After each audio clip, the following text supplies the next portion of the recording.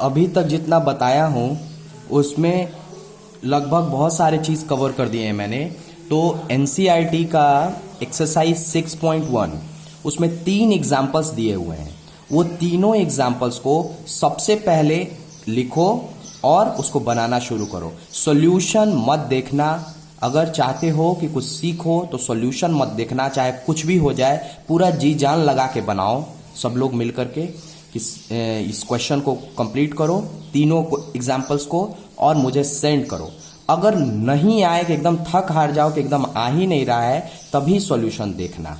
ये पहले क्वेश्चन उतारना एक क्वेश्चन को, उसके बाद उसका सॉल्यूशन करना। अगर उसमें नहीं आ रहा है, नहीं समझ में आ रहा है, तभी जा करके उसको देखना।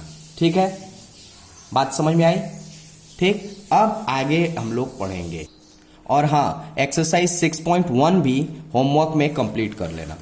देखो इतना बनाने से एक्सरसाइज 6.1 ये भी तुम्हारा कंप्लीट हो जाएगा। ये होमवर्क में, ये होमवर्क रहेगा तुम्हारा।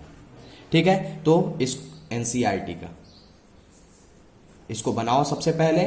ठीक है, कोई दूसरा बुक अभी जाने की जरूरत नहीं है। सबसे पहले हम लोग एनसीईआरटी कवर करेंगे, उसके बाद दुनिया के सभी बुक्स से हम लोग बनाएंगे। तुम टेंशन मत लो नंबर ऑफ क्वेश्चंस की। नंबर ऑफ क्वेश्चंस भरपूर होंगे। तुम लोग ऐसे क्वेश्चंस नहीं देखे होगे जो क्वेश्चंस मैं कराऊंगा।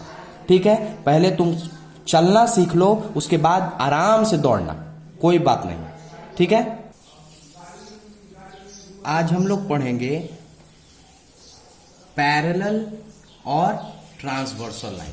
ठीक है, तो हम लोग देखते हैं कि पैरेलल और ट्रांसवर्सल लाइन क्या होता है।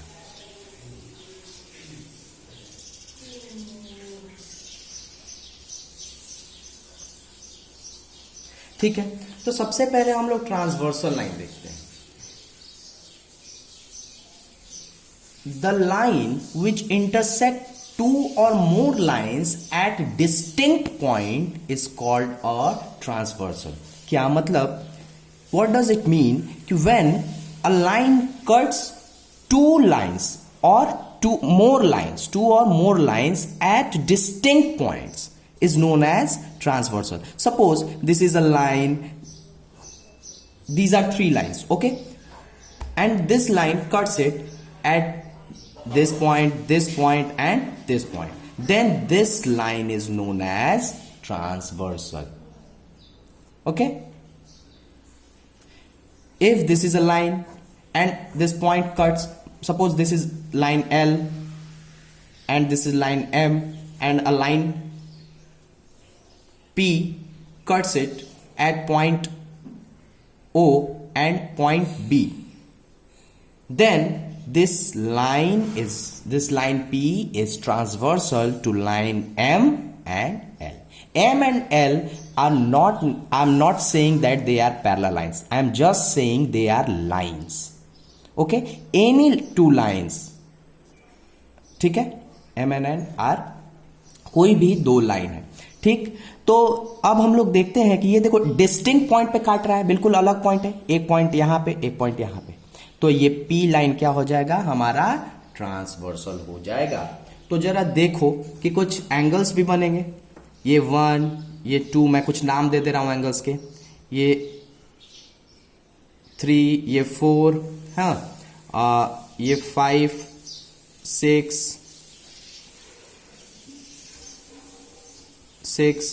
7 और ये 8।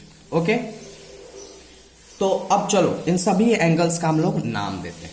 ठीक, 1, 2, एंगल 1, एंगल 2, एंगल 7 और एंगल 8, ये सब क्या है? इन सभी एंगल को हम लोग कहेंगे एक्सटीरियर एंगल। बात समझ में आया? और एंगल 3, एंगल 4, एंगल 5, एंगल 6, इन सभी को हम लोग क्या कहेंगे? Interior angle. देखो 1, 2, 7, 8, ये सब क्या है? एक्सटीरियर एंगल है। 3, 4, 5, 6, ये सब क्या है? इंटीरियर एंगल है। ओके, अब कुछ और चीजें देख लो। करस्पॉन्डिंग एंगल किसको कहेंगे?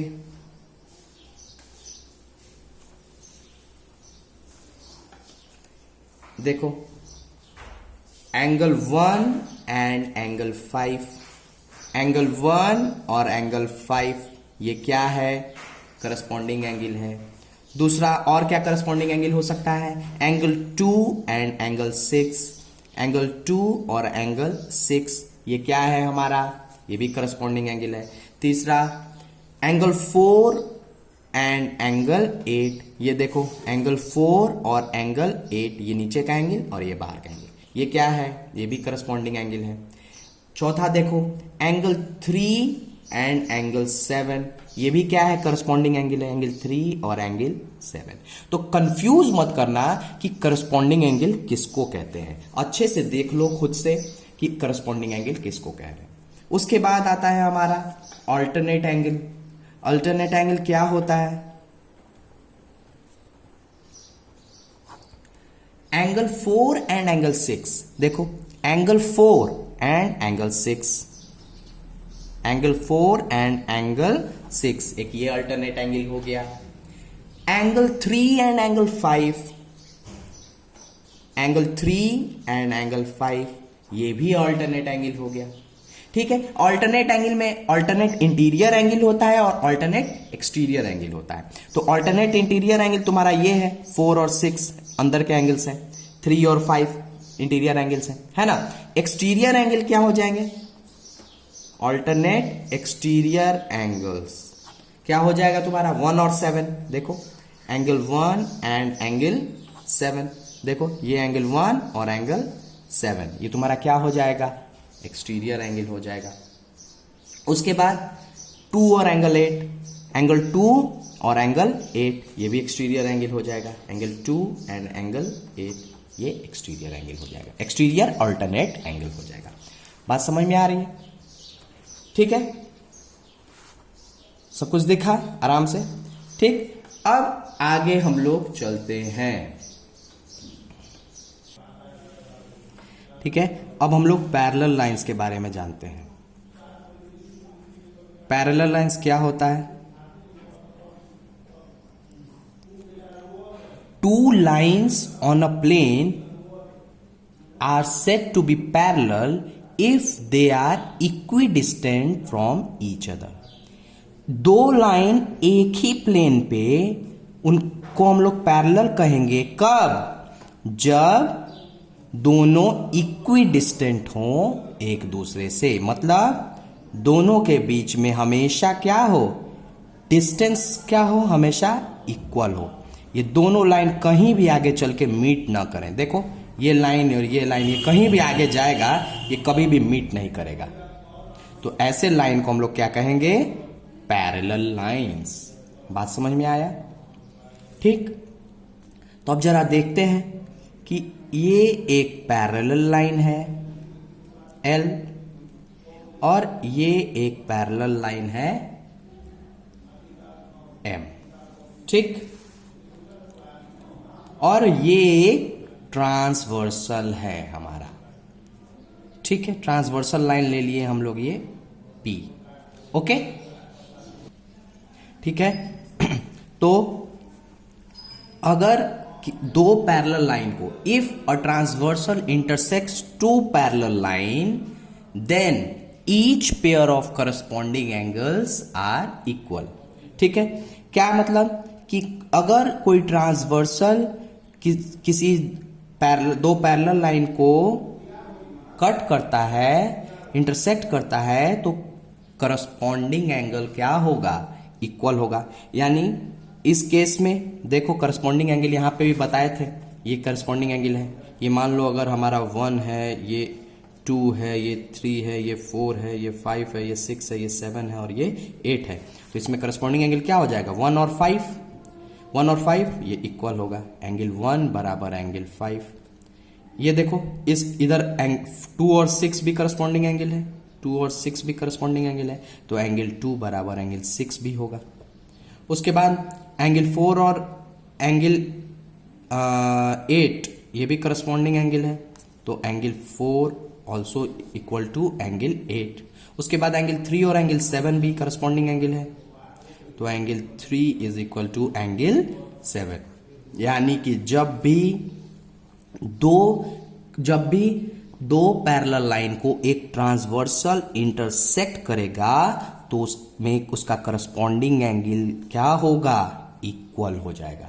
बात क्लियरली समझ में आई। और इसका उल्टा भी ट्रू होगा कि अगर करस्पॉन्डिंग एंगल इक्वल है, अगर करस्पॉन्डिंग एंगल इक्वल है, या हम लोग कह सकते हैं कि if a transversal intersect two line, अगर एक ट्रांसवर्सल इंटरसेक्ट करता है दो लाइंस को, एक ये लाइन हो गया, एक ये लाइन हो गया, एक ट्रांसवर्सल इंटरसेक्ट करता है इस तरह से कि करस्पॉन्डिंग एंगल इक्वल हो जा रहा है, करस्पॉन्डिंग एंगल इक्वल हो जा रहा है, तो ये दोनों लाइन क्या होगा, आपस में पैरेलल होगा। मैंने दो बातें बोली। सबसे पहली बात बोली कि अगर किसी दो पैरेलल लाइन को कोई ट्रांसवर्सल इंटरसेक्ट करेगा तो करस्पॉन्डिंग एंगल क्या होगा, इक्वल होगा। और दूसरी बात क्या बोली मैंने कि अगर किसी भी दो लाइन को एक ट्रांसवर्सल इंटरसेक्ट कर रहा है इस तरीके से कि करस्पॉन्डिंग एंगल इक्वल हो जा रहा है, तो लाइंस जो होंगी, वो दोनों जो लाइंस होंगी वो क्या होंगी, पैरेलल होंगी। बात क्लियरली समझ में आई पैरेलल लाइंस के लिए। ठीक है, अब हम लोग थोड़ा आगे पढ़ते हैं। ठीक है, अभी हम लोगों ने करस्पॉन्डिंग एंगल के बारे में पढ़ लिया कि करस्पॉन्डिंग एंगल इक्वल होते हैं। ठीक, तो अब देखते हैं जरा थ्योरम 1। थ्योरम क्या होता है कि एक स्टेटमेंट होता है जिसको कि हम लोग प्रूव करते हैं। ओके, तो पहला थ्योरम है कि if a transversal intersects two parallel lines then each pair of alternate angles are equal. कह रहा है कि अगर कोई ट्रांसवर्सल दो पैरेलल लाइन को इंटरसेक्ट करता है तो अल्टरनेट एंगल क्या होगा, इक्वल होगा। ठीक, तो अब देखो यहां क्या दिया है मैंने, ए बी और सी डी दो पैरेलल लाइंस हैं, ये ई एफ जी एच एक ट्रांसवर्सल है। हम लोगों को प्रूफ क्या करना है कि एंगल ए एफ जी बराबर है एफ जी डी के, एफ जी ये वाला जी है, जी डी के, है ना, और बी एफ जी ये वाला एंगल बराबर है एफ जी सी के, एफ जी सी के, इस एंगल पे। ये हमको प्रूव करना है। तो हम लोग कैसे करेंगे, तो सबसे पहले देखो तो जरा कि एंगल ए एफ जी ये वाला एंगल बराबर होगा किसके, इस वाले एंगल के, एंगल ई एफ बी के। क्यों बराबर होगा, ये बराबर ये होगा, क्यों, पहले ही बताए थे, vertical opposite angles, vertical opposite angles, है ना, वर्टिकल अपोजिट एंगल्स, है ना, ये बराबर होगा। उसके बाद देखते हैं क्या कि ये एंगल देखो कौन सा, E F B, angle E F B is equal to किसके, एफ जी डी के, is equal to F G D. क्यों होगा ये वाला एंगल और ये वाला एंगल बराबर होगा, क्यों बराबर होगा, ये एंगल और ये एंगल कॉरेस्पॉन्डिंग एंगल, अभी बताए थे कॉरेस्पॉन्डिंग एंगल्स। ठीक, बात क्लियरली समझ में आई।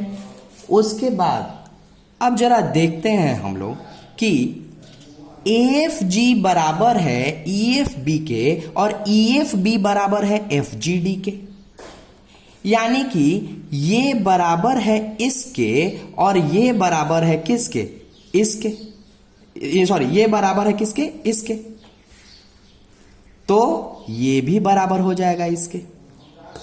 बात समझ में आया क्या है, ये बेसिकली लॉजिक है कि अगर ए बराबर बी और बी बराबर सी तो ए बराबर सी होगा कि नहीं। अगर ए बी के बराबर है और बी सी के बराबर है तो ए किसके बराबर हो जाएगा? सी के।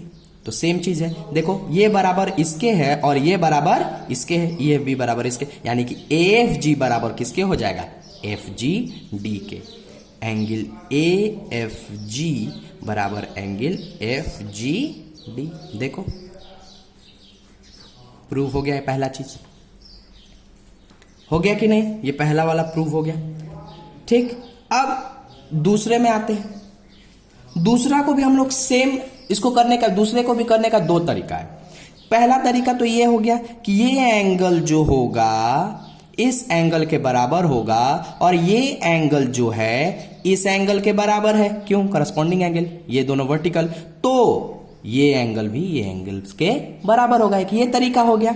और दूसरा तरीका हो गया कि ये एंगल प्लस ये एंगल 180 डिग्री होगा और ये एंगल प्लस ये एंगल 180 डिग्री होगा। तो देख लो, दोनों एंगल जब 180 डिग्री होगा तो दोनों को इक्वेट कर लेंगे, उससे हमको मिल जाएगा बी एफ जी बराबर एफ जी सी। तो दोनों तरीके हैं, दोनों में से किसी तरीके से कर लेंगे। तुम लोग इसको करोगे खुद से, ठीक? और इसका कन्वर्स भी मुझे करके दिखाओगे।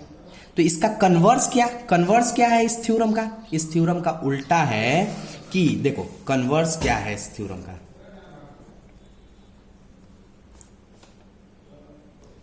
देखो इसका कन्वर्स क्या है थ्योरम 1 का कि if transversal intersects two lines in such a way that alternate angles are equal then two lines are parallel. कह रहा है कि अगर एक ट्रांसवर्सल किसी दो लाइन को कट कर रहा है और अल्टरनेट एंगल क्या है? इक्वल मिल जा रहा है, तो ये दोनों लाइन क्या होंगे? पैरेलल होंगे। इन दोनों लाइन को पैरेलल प्रूव करना है। अब बोल दिया कि अल्टरनेट एंगल इक्वल है और ये ट्रांसवर्सल है, तो ये दोनों लाइन क्या होगा? पैरेलल होगा। इसको प्रूव करना है तो ये होमवर्क में है, इसको तुम लोग प्रूव करोगे खुद से। ओके, बात क्लियरली समझ में आई?